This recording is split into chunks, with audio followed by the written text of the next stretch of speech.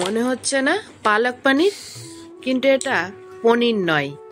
তো চলুন দেখে নিই কিভাবে এটা বানিয়েছি। তো প্রথমেই নিলাম পালং শাক, একদম কচি কচি পালং শাক বাজারে এসে গেছে। তো প্রথমেই আমি এটাকে ধুয়ে নেব। শুধু গোড়াটা কেটে নিয়ে ভালো করে ধুয়ে জল ঝরিয়ে তুলে নেব।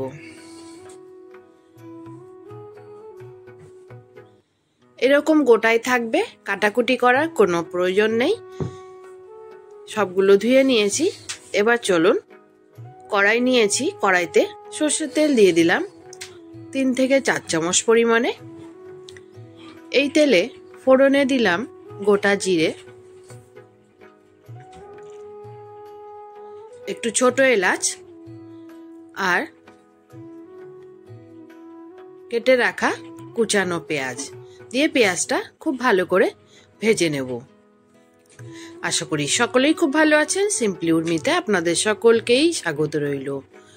এবার পেঁয়াজটা একটু ভাজা হয়ে গেলে আদা রসুন বাটা এখানে 2 চামচ দিয়ে দিলাম আর একটা কেটে রাখা টমেটো দিয়ে দিলাম। এছাড়াও 2টো কাঁচা লঙ্কা দিলাম। দিয়ে এবার খুব ভালো করে এটাকে কষিয়ে নিতে হবে। এবার সামান্য একটু লবণ অ্যাড করলাম, তাহলে টমেটোটা খুব তাড়াতাড়ি নরম হয়ে যাবে। এবার অ্যাড করছি একটু হলুদ গুঁড়ো, জিরে গুঁড়ো, একটু গোলমরিচ গুঁড়ো আর ধনে গুঁড়ো। এখানে আমি 1/2 চামচ পরিমাণে করে জিরে ধনে দিয়েছি আর গোলমরিচ গুঁড়ো 1/4 চা চামচ দিলাম। দিয়ে খুব ভালো করে এটাকে কষিয়ে নিতে হবে। এবার এর উপরেই পালং শাক দিয়ে দিলাম, গোটা অবস্থাতেই দিয়ে দিলাম। দিয়ে এবার এটা এভাবেই রেখে দেব, একটু ঢাকনা বন্ধ করে দেব। এটা 5 মিনিট হওয়ার পরে দেখলাম পালং শাকটা একদম কম হয়ে গেছে। এবার আমি ভালো করে মশলার সাথে মিশিয়ে নিচ্ছি। সবকিছুই আমার নরম হয়ে গেছে। এবার গ্যাসটাকে বন্ধ করে এটাকে ঠান্ডা করে নিতে হবে। চলুন ঠান্ডা হোক, ততক্ষণে অন্য কিছু বানাই। এবার দেখুন নিয়ে নিলাম আমি ডিমগুলো ফাটিয়ে নিয়ে নিচ্ছি। এটা আমি ডবল কুসুমের ডিম নিয়েছি, চাইলে এখানে সিঙ্গেল কুসুমের ডিম নিয়ে নিতে পারেন। এখানে আমি 2টো ডিম নিয়েছি, মানে 4টে ডিমের সমান পরিমাণ মতো।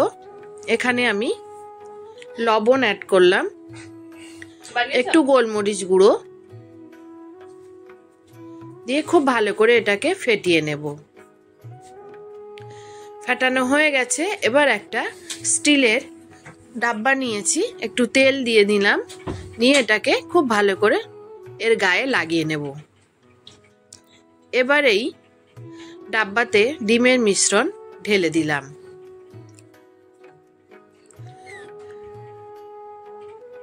ঢাকনাও বন্ধ করে দিলাম। এবার দেখুন একটা কড়াইতে জল অ্যাড করলাম আর একটা টিফিন কৌটোর ঢাকনা নিয়েছি, নিয়ে এর উপরে আমি ডাব্বাটা বসিয়ে দেব। দিয়ে আমি ঢাকনা বন্ধ করে দেব। এবার এটাকে আমি মিনিট 10 হতে দেব। দেখুন ডিমটা ফুলে একদম ঢাকনা খুলে গেছে। এটা একদম স্টিম হয়ে গেছে। এটা কিন্তু আবার কম হয়ে যাবে। এখন বেশ ফোলা ফোলা দেখাচ্ছে। এবার একটু ঠান্ডা হলে আমি নামিয়ে নেব।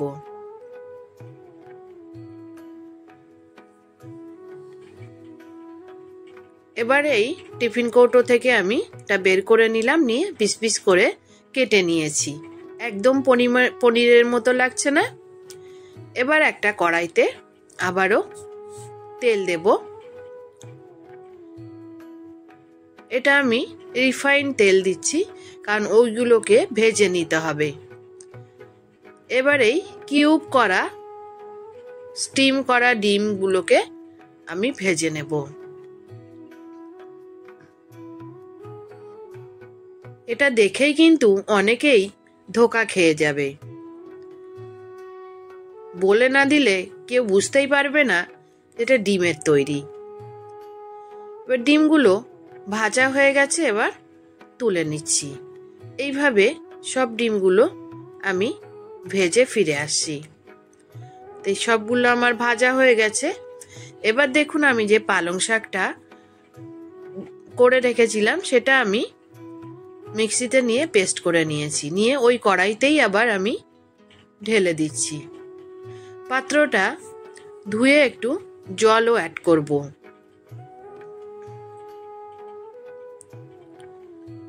এখানে যেমন গ্রেভি দরকার ঠিক তেমনই জল অ্যাড করতে হবে। দিয়ে ভালো করে এটা একটু ফুটে আসলে তারপরেই কেটে রাখা ডিমগুলো অ্যাড করতে হবে। আর একটু ফুটে আসলে এখানে আমি অ্যাড করলাম গরম মশলা গুঁড়ো।